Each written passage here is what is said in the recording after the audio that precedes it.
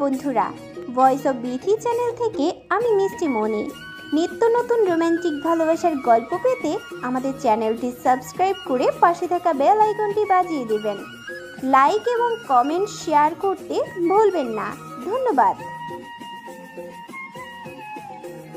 Sir, নিজের পুরুষালী বৃদ্ধাঙ্গুল চেপে ধরে কণ্ঠের অধরে নেশাক্ত দৃষ্টি নিক্ষেপ করে কণ্ঠের দিকে, কানের কাছে মুখ নিয়ে ফিসফিস করে বলে ওঠে, একটু শান্তি চাই। নিঃশ্বাসের গতি বেড়ে গেছে কণ্ঠের। নিস্তব্ধ রাতে এক পুরুষ এতটা কাছে সে শান্তি চাই বলে, তার মানে কি দাঁড়ায়? আলগোছে বিছানার ওপর রাখে কণ্ঠকে, হুট করে ওর ওপর চড়ে বসে। কণ্ঠ খিচিয়ে চোখ বন্ধ করে নেয়, অকপটে জড়িয়ে ধরে তুর্য কণ্ঠকে। ক্ষণিকের জন্য কণ্ঠ পৃথিবীর সব থেকে সুখময় মুহূর্ত অনুভব করে। পর মুহূর্তে বুঝতে পারে কোনো জ্বলন্ত লাভা খানিকটা যেন তার ওপর ছেড়ে দিয়েছে কেউ। তুর্যের শরীর ততটাই তাপে উত্তপ্ত হয়ে উঠেছে। আমি তোমাকে ভালোবাসি, আরো কাছে চাই, অনেক কাছে লাগবে। প্লিজ আমাকে একটু শান্তি দাও। সূর্যের তীব্র আলো জানালার পর্দা ভেদ করে মুখশ্রী ছুঁয়ে দিচ্ছে কণ্ঠের। নাক মুখ খিচিয়ে বন্ধ করে নেয় সে। বিছানা ছেড়ে ওঠা মাত্র খেয়াল করলো তুর্য বিছানায় নেই। ভয়ে আড়ষ্ট হয়ে গেল কণ্ঠ। আশেপাশে চোখ বুলিয়ে খোঁজে। ওয়াশরুম থেকে বেরিয়ে এসে তুর্য পরনে তার কালো রঙের ট্রাউজার ও একটা টি শার্ট। তুর্যকে দেখে মুচকি হাসি কণ্ঠ। তার মুচকি হাসি হলেও তুর্যর কাছে ভুবন ভোলানো হাসি নাই। বুকে গেঁথে যায়। কণ্ঠের হাসি সেকেন্ডের মধ্যে মিলিয়ে যায়। মলিন মুখে এগিয়ে এসে তুর্যের কাছে তড়িতে তার কপালে হাত রেখে চিন্তিত ভঙ্গিমায় আওড়ালো, আপনার তো জ্বর কমেনি, আপনি কেন গোসল করেছেন? নিশ্চুপ হয়ে দাঁড়ায় তুর্য। সে তো কণ্ঠের প্রতিটি ভঙ্গিমা পরখ করতে ব্যস্ত। কণ্ঠ ফের জিজ্ঞাসা করে, কি হলো, আপনার কি সুস্থ হওয়ার ইচ্ছে নেই? তুর্য আনমনে বলে বসলো, না কি? না মানে এমনি শরীর বেশ ভালো লাগছিল, তাই ভাবলাম সাবান দিলে হয়তো। কপালে ভাঁজ পড়ল কণ্ঠের। বিরক্ত হলো সে। হয়তো সে এমন কোনো উত্তর একদম আশা করেনি। আপনার কি মনে হয় আমি সারা দিন রাত আপনার সেবা করতেই থাকবো? ঠোঁট কামড়ে হাসি তুর্য। কণ্ঠ রাগান্বিত হয়ে যায়। তুর্যের হাত টেনে ধরে আর চোখে তাকায় তুর্য। সে এতদিন খেয়াল করেনি কণ্ঠ। সে তুর্যকে টেনে নিয়ে গিয়ে বিছানায় বসিয়ে দেয়। হাতের টাওয়াল দিয়ে মাথা মুছতে মুছতেই বলল, বেশি বেশি হয়ে যাচ্ছে। আমি আজকে মায়ের কাছে নালিশ করব, সাথে দাদির কাছেও। তুর্য নাটকীয় ভাবে বলে ওঠে। এই না না, আমি খুব ভয় পাই। কণ্ঠ তুর্যের অমন আচরণে খিলখিল করে হেসে উঠল। অপলক দৃষ্টিতে তাকিয়ে রইল তুর্য। মজা করছেন আপনি? জ্বর বাড়লে কি করবেন? তুর্য নিশ্চুপ ভাবে বসে রইল। কণ্ঠ মাথা মুছে টাওয়াল বেলকুনিতে মেলে দেয়। আবার আগের জায়গায় এসে বেশ কঠিন স্বরেই বলল, চুপচাপ এখানেই বসে থাকুন, আমি এক্ষুনি আসছি, একটু নড়বেন না। তুর্য সুচালো দৃষ্টিতে তাকায় কণ্ঠের দিকে। এতে ভেতর কেঁপে উঠল কণ্ঠের। শুকনো ঢোকিলে বাইরের উদ্দেশ্যে রওনা দেয়। অহনা খান এবং সাহা খান রান্নাঘরে রান্না করতে ব্যস্ত। ভেতরে গেল কণ্ঠ। অহনা খান অধরে মিষ্টি হাসি ঝুলিয়েই বলল, কিছু লাগবে? জি মা, আসলে আপনার ছেলে একটু অসুস্থ হয়েছিল রাতে, এখন অনেকটাই সুস্থ আছে। ওনার জন্য হালকা খাবার নিতে এসেছি। চিন্তিত হয় অহনা খান। কি বলছো? তুর্য অসুস্থ? কি হয়েছে ওর? কণ্ঠ সান্ত্বনা স্বরে আওড়ালো, মা আপনি চিন্তা করবেন না, উনি এখন ঠিক আছে। আচ্ছা আচ্ছা, তুমি বরং ওর জন্য খাবার নিয়ে যাও, আমি একটু পরে আসছি। ঠিক আছে। কণ্ঠ তুর্যের জন্য স্যুপ নিয়ে নিল, কিন্তু কারণ তুর্য স্যুপ খেতে বেশ পছন্দ করে। এটাতে বেশ বিরক্ত কণ্ঠ। তার একটু পছন্দ নয় স্যুপ, তাই এটার সাথে রুটি ও আলু ভাজি তরকারি নিল। সকাল সকাল হাঁটতে বের হয়েছে তোফায়েল। ফ্ল্যাটের চারিদিকে একবার দেখে নিচ্ছে। কাল থেকে অফিস জয়েন করবে, তাই আজ একটু নিজেকে টাইম দিচ্ছে। সামনে যাওয়া মাত্র একজন বৃদ্ধ মহিলা তার সামনে চলে আসলো। বেশ অবাক হয় তোফাইল। বৃদ্ধ মহিলা ইংরেজি ভাষায় আওড়ালো। থ্যাংক ইউ মাই সান। আশ্চর্য হয় তোফাইল, মহিলা কি তাকে চেনে? কিন্তু চেনার তো কথা নয়। মহিলাটি আবারও বলল। তোমার জন্য দোয়া করি। তোফাইল আশ্চর্য হয়ে ইংরেজিতে জিজ্ঞাসা করলো। আপনি কি আমাকে চেনেন? আসলে না, আমি আপনাকে ঠিক চিনতে পারলাম না। মহিলা স্মিত হেসেই বলল। তুমি তো সে যে আমাকে টাকা দিয়ে কাল সাহায্য করেছো, ওই যে একটা মেয়েকে দিয়ে টাকা পাঠিয়েছিলে। এবার আশ্চর্যের সপ্তম আকাশে অতিক্রম করে ফেলে তোফাইল। সে কবে টাকা দিল? আর কোন মেয়ের কথা বলছে? এর মধ্যে মহিলা তাকে হাতের ইশারায় সামনের বড় পার্ক দেখিয়ে বলল। ওখানে আছে ও। তোফাইল বড় বড় পা ফেলে সেদিকে রওনা দিল। হয়তো তার মনে মেয়েটিকে দেখার তীব্র ইচ্ছা জেগেছে। এলোমেলো চুলে পার্কের একটি বেঞ্চে বসে আছে অরিন। সামনের বাচ্চাগুলোকে দেখতে ব্যস্ত সে। পার্কে প্রবেশ করা মাত্র তোফাইল সেদিনের মেয়েটিকে দেখে চমকে উঠল। তুমি? পুরুষালী কণ্ঠ শুনে পেছন ঘুরে তাকায় অরিন। তোফাইলকে দেখে অধর প্রসারিত করেই হাসে। হয়তো হাসিতে কিছু একটা ছিল, তাই তো তোফাইল ঘোর লাগা দৃষ্টিতে তাকিয়েছিল কিয়ৎক্ষণ। Hello mister handsome. চমকে ওঠে তোফাইল, কিন্তু সময়ের মধ্যেই নিজেকে শান্ত করেই বলল। তুমি এখানে কি করছো? বাই দ্য ওয়ে, ওই মহিলাকে তুমি টাকা দিয়েছো? অরিন আবারও হাসলো, তারপর বলল। না তো, ওইটা তো আপনি দিয়েছেন। তোফাইল সামান্য ভেবেই বলল। আশ্চর্য, আমি কখন দিলাম? খিলখিল করে হেসে ওঠে অরিন। অতঃপর মুখে হাত চাপা দিয়েই বলে। আরে ওই যে জরিমানা নিয়েছিলাম, ওই টাকা ওনাকে দিয়েছি আর বলেছি আপনি দিয়েছেন। থমকে গেছে তোফাইল। আমার নাম কেন বললে তবে? ওহো, বুঝলেন না? আচ্ছা শুনুন, আসলে কি হয়েছে, আমার কাছে টাকা ছিল না, ওদিকে ওনার সাহায্য দরকার ছিল, যার দরুন আপনার সাথে দেখা হয়। আমি আমাকে নোংরা করার জন্য জরিমানা নিলাম আর সেই টাকা ওনাকে দিয়েছি। তোফাইল ছোট্ট করে জবাব দিল। ও আচ্ছা, হুম। কিন্তু আমার নাম বলার কি দরকার ছিল? আবারও হাসলো অরিন। ইচ্ছে হয়েছিল তাই বললাম। কথাটা বলে দৌড়ে পার্ক থেকে বেরিয়ে গেল অরিন। এক প্রকার বলা যায় পালিয়ে গেছে। অজান্তেই ঠোঁটের কোণে হাসি দেখা দেয় তোফাইলের, কিন্তু তা বেশি সময় স্থায়ী হয় না। আজকে কি কণ্ঠ কলেজে আসবে না? বেশ বিরক্ত নিয়ে কথাটা জিজ্ঞেস করে সান। রিয়া সম্মতি দিয়ে জানিয়ে বলল। না, ও তো সকালে বললো সেকেন্ড ক্লাসে জয়েন করবে। তারিফ মজা উড়িয়ে বলল। ওই মনে হয় ওর জামাইয়ের লগে ইস্কু ইস্কু করতে ব্যস্ত। তারিফের কথা শুনে সবাই হু হু করে হেসে ওঠে। এইগুলো আমি খাবো? Are you serious? কণ্ঠ স্মিত হেসেই বলে। অবশ্যই, এগুলো খেলে কি হয়? নো ওয়ে, কণ্ঠ, আমি এগুলো খেতে পারবো না। আশ্চর্য, এটা তো একটা খাবার, খেলে কি হবে? রুটি তরকারি খেয়ে দেখুন কেমন লাগে।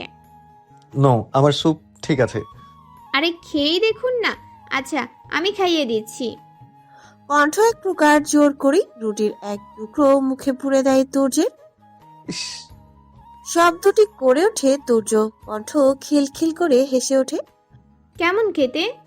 তুর্য নাক মুখ কুচকেই বলে। ভীষণ অয়েলি। ধুর, কাকে কি দিচ্ছি? কুত্তার পেটে কখনো ঘি হজম হয় না। কথাটা বলে জিভে কামড় বসাই কণ্ঠ। কাকে কি বলে দিল? তুর্য বেশ কড়া গলায় বলল। কি বললে? কণ্ঠ জোরপূর্বক হেসেই বলে।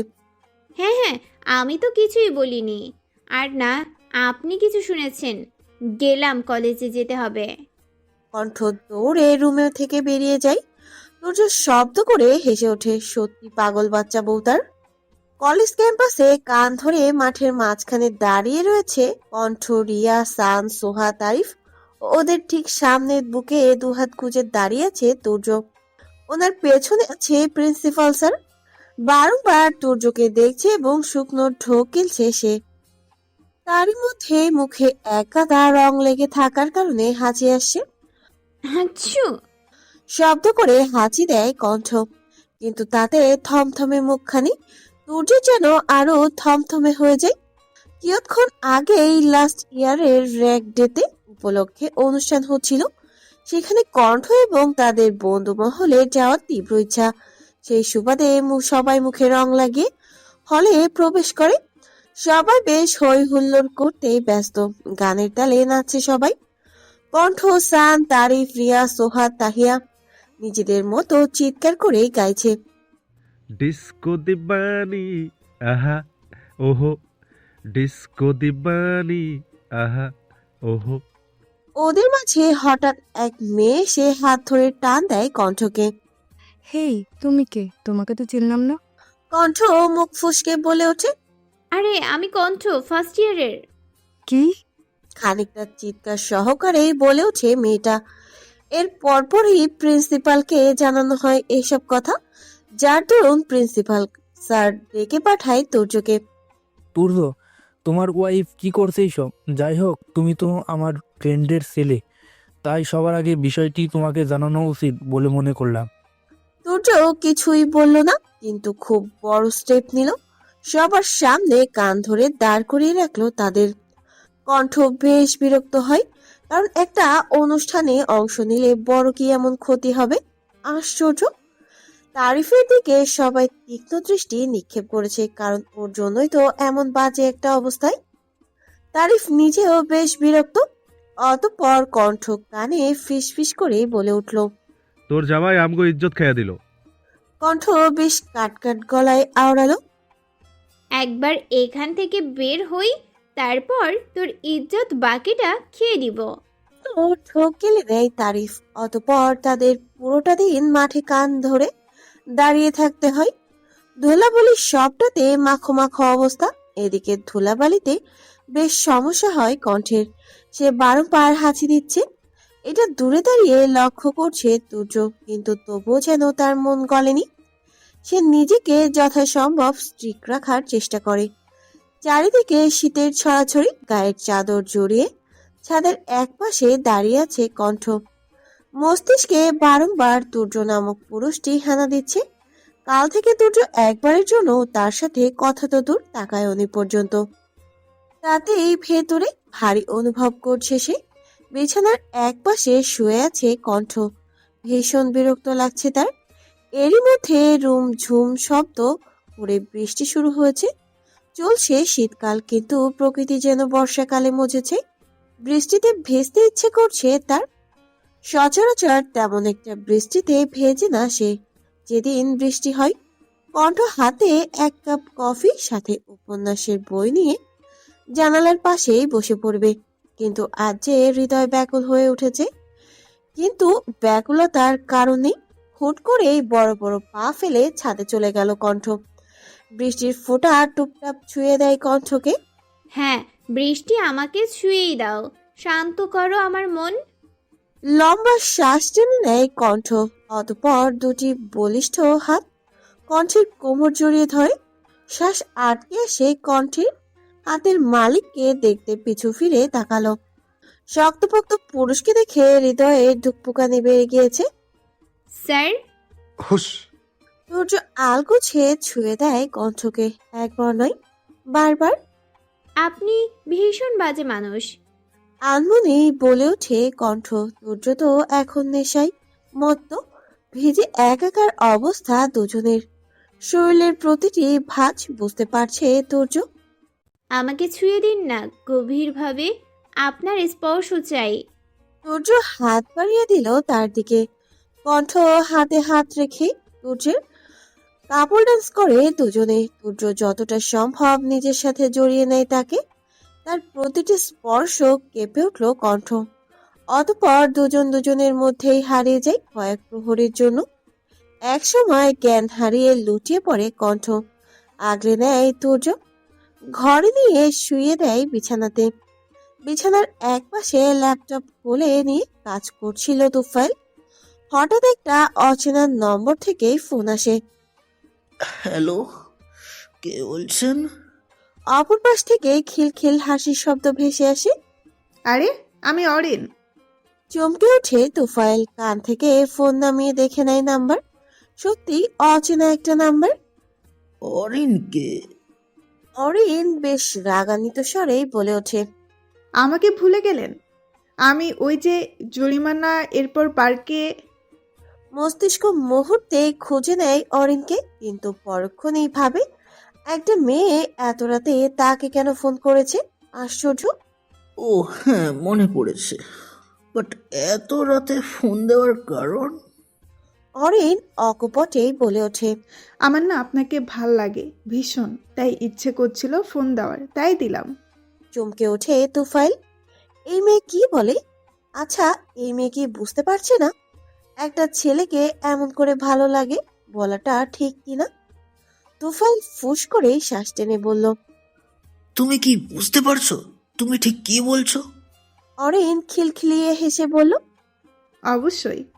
তুফাইল আরো আশ্চর্য হয়, মেয়েটার হাসি বেশ মনোমুগ্ধকর। অরিন ফের বলল, আপনি জানেন, আপনাকে দেখলে হৃদয় ব্যাকুল হয়ে ওঠে। আপনার ভয়েস শুনতে পাগল লাগছিল। হুট করে কাশি শুরু হয়ে যায় তুফাইলের। এই মেয়ে বলে কি? দেখো মেয়ে, তোমার সেদিনের কাজ বেশ ভালো লেগেছে। তার মানে এটা নয় যে তোমাকে আমার সবসময় ভাল লাগে বা অন্য কিছু। বাই দ্য ওয়ে, আমি সমাধান করে দিচ্ছি। আমাকে অযথা বিরক্ত করবে না। বাই। বলেই ফোন রেখে দেয় তুফাইল। শুধু ফোন রেখেছে বললে ভুল হবে, সুইচ অফ করে রেখে দিল। বেশ রাগান্বিত হয়ে ওঠে অরিন। তাকে ইগনোর করলো। আশ্চর্য। ঘুমাবে না? চোখ কষলে জিজ্ঞাসা করে নীলা সাফিন কাজ করছিল। সে ভেবেছিল হয়তো নীলা ঘুমিয়ে পড়েছে, কিন্তু না, নীলা এখনো জেগে আছে। ঘুমাওনি এখনো? হুম, কেন? তুমি ছাড়া ভালো লাগছিল না। কাছে আসো। সাফিন ফাইলগুলো রেখে নীলার কাছে যায়। নীলা চট করে ঢুকে শুয়ে পড়ল তার। অন্তঃপর দুই ভালোবাসার মানুষ শান্তির ঘুম দেয়। মা, আমার কণ্ঠকে ভীষণ মনে পড়ে। বিছানায় বসেছিল আনিকা আহমেদ। উনি রিয়ার মাথায় তেল দিয়ে দিচ্ছে। তারই মধ্যে কণ্ঠের কথা তুলে রিয়া। আনিকা আহমেদ বেশ চটে যান। এত মনে পড়ার কি আছে? বিয়ে হয়েছে, শ্বশুর বাড়ি আছে।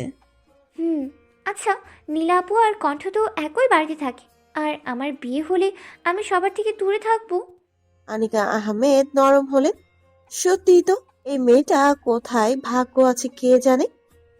কি হলো মা, কি ভাবছো? ভাবছি এখনই বিয়ের ভূত চেপেছে নাকি, পাগল কোথাকার। মুখখানে চুপসে গেল রিয়ার। সকাল সকাল ঘুম থেকে উঠে মাথা চেপে ধরে কণ্ঠ। মাথা ব্যথা করছে, বিরক্ত লাগছে তার। চোখ বন্ধ করতেই কাল রাতের কথা মনে পড়ে যায়। ইস, স্বপ্নগুলো এত জ্বালাই কেন? ভীষণ লজ্জা লাগছে এখন। আচ্ছা, ওগুলো যদি সত্যি হতো? নিজের মুখে হাত চেপে ধরে। এরপর ওয়াশরুমে চলে যায়। উঠে বসে তুর্য। মুচকি হেসেই বলল, স্বপ্নটা কিন্তু বেশ সুন্দর। ছি ছি, আপনি এমন করতে পারলেন স্যার? মাত্র কলেজে যাওয়ার জন্য তৈরি হচ্ছিল তুর্য, তার মধ্যে বাইরে থেকে কণ্ঠ এসে কাদু কাদু কণ্ঠেই বলে ওঠে। কেন, কি হয়েছে? কণ্ঠ আড়ষ্ট হয়ে জিজ্ঞাসা করে, আপনি জানেন না ওই স্বপ্ন সত্যি? কোন স্বপ্ন? কণ্ঠ নাক মুখ কুচকেই বলল, আপনি কাল রাতে কি করেছেন আমার সাথে? তুর্য বেশ ভাবলেশীন ভাবেই জবাব দেয়, তেমন কিছু না, বেশি কিছু না। কণ্ঠ ভরকালো ভীষণ ভাবে। তার মানে কিছু তো করেছেন? তুর্য বাঁকা হেসেই বলল, ইস, যখন আমাকে নিয়ে স্বপ্ন দেখো তখন কিছু হয় না, আমি কিছু করলেই দোষ। চমকে ওঠে কণ্ঠ। তুর্যকে বেশ চেঞ্জ মনে হচ্ছে। কিছু বলল না, সে তরিতে নিচে চলে গেল। একা হাতে রান্না করছিল অহনা খান। সাহা খান বাড়িতে নেই, নিজের বাবার বাড়িতে গেছে, যার জন্য সব কাজ একাই করছেন উনি। কণ্ঠকে ওনাকে সাহায্য করে নাস্তার টেবিলে পুরোটা সময় তুর্য কণ্ঠকে আর চোখে দেখছিল, যা কণ্ঠকে অস্বস্তি অনুভব করাচ্ছিল। ক্লাসে আজ টেস্টের রুটিন দেওয়া হয়েছে, তাতে বেশ ঘাবড়ে গেছে। এই কয়েকদিনে একদম পড়াশোনা হয়নি। এভাবে হঠাৎ টেস্ট শুরু হচ্ছে, তাতে কি থেকে কি করবে কেউই বুঝে উঠতে পারছে না।